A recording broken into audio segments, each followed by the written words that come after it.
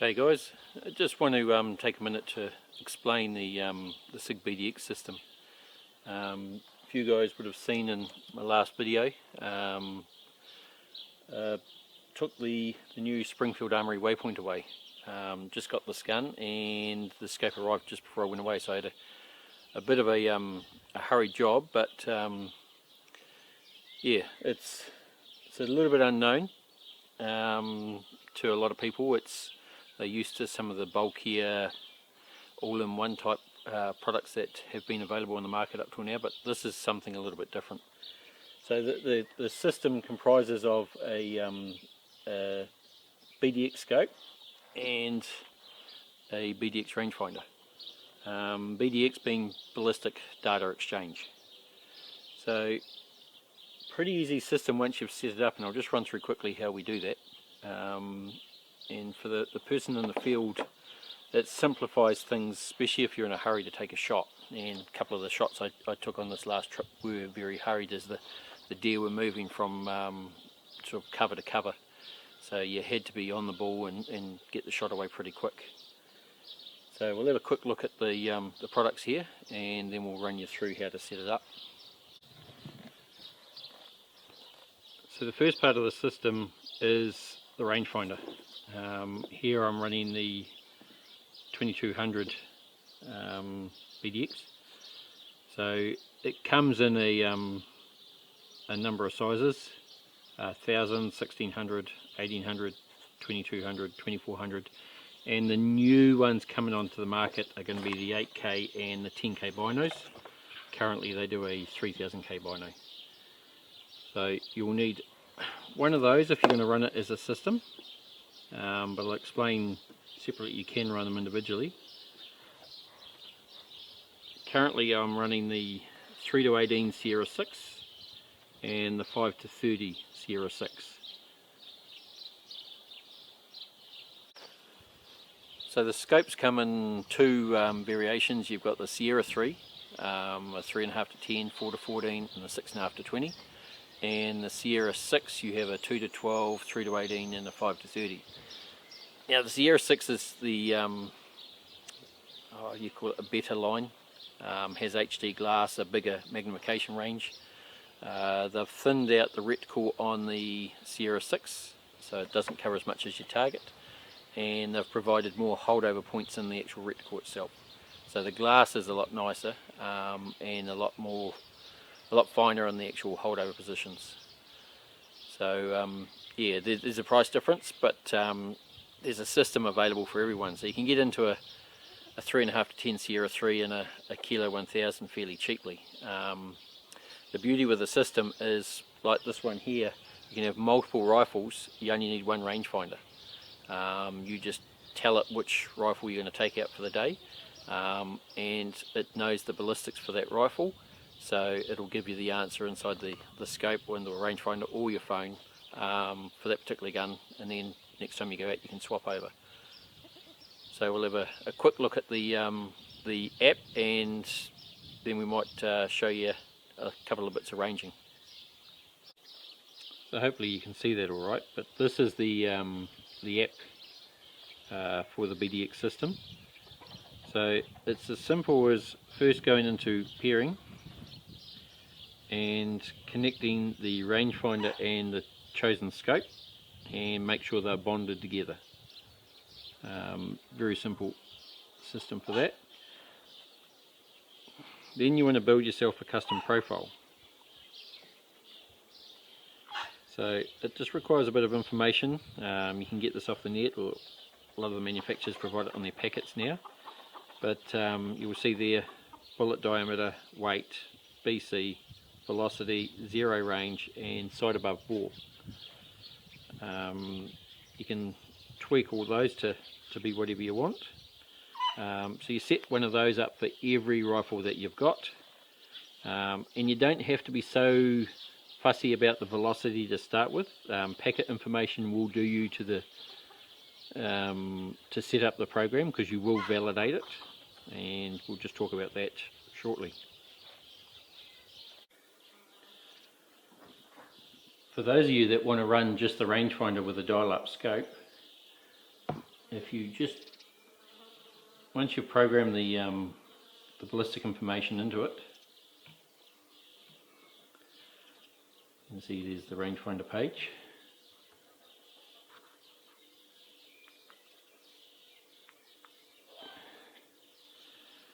Ranging your target will end up giving you your elevation and windage adjustment, depends on what you've preset the wind for, temperature, altitude, and you can adjust the temperature, the wind as you go. I preset mine to a crosswind of 10 mile an hour, and we'll show you in the scope why.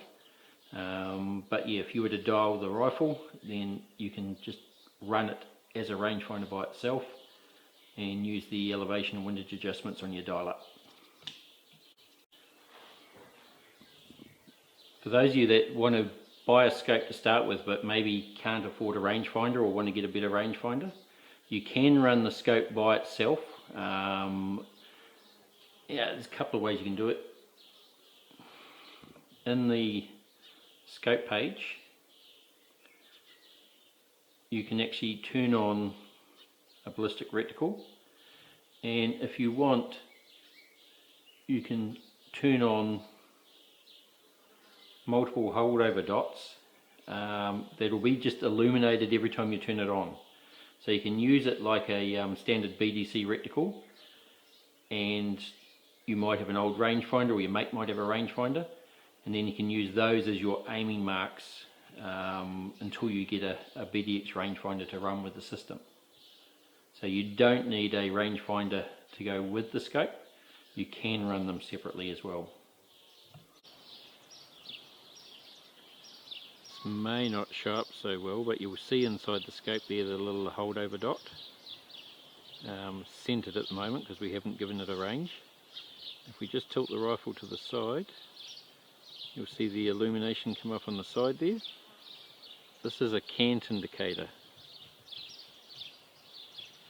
to let you know that you've got the rifle centered. When both lights are out, the rifle is level and you can take your shot.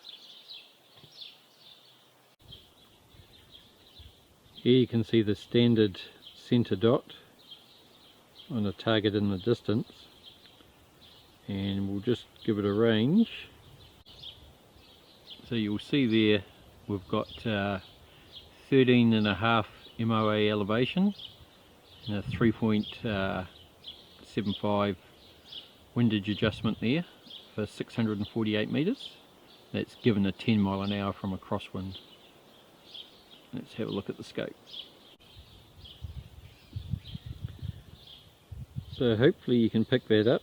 You will see the new holdover point down the vertical reticle line.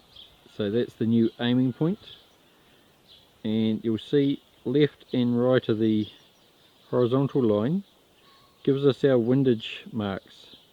So obviously you hold into the wind and you can make that shot with no guesswork.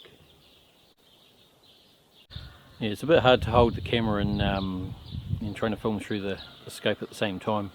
I don't have the equipment to film through scopes like that, but you'll get the idea. One of the advantages with this system over a standard holdover type reticle, that if you're using a second focal plane scope with a BDC type reticle or a mil dot or a Moa type reticle, when you change magnification, the subtensions don't stay the same, so you can't use the holdovers on all the power ranges in the scope. Fine on a first focal plane you can do that, but most hunting scopes aren't, and I've seen a lot of people stuff up shots because they've held on the wrong line, or because I've hit it on the wrong magnification. With the Sierra system, it acts like a first focal plane, so once you've ranged your target, doesn't matter what you do with the magnification ring, the holdover dot will adjust itself for that magnification, so you don't have a problem with that. I'll try and get some footage out in the field with it. I say it's hard trying to film through the actual scope when you're doing it. The camera doesn't really pick it up that well. But yeah, we might go and try and knock a gong and show you how that happens, or that works. Once you've zeroed your rifle at 100 meters, and you do this just like a normal scope, just the up and down and the left and right on the normal turrets, it acts just like a normal scope. You can use it without batteries, you can use it without the rangefinder. Nothing fails if you happen to go in the hills and lose batteries for some reason.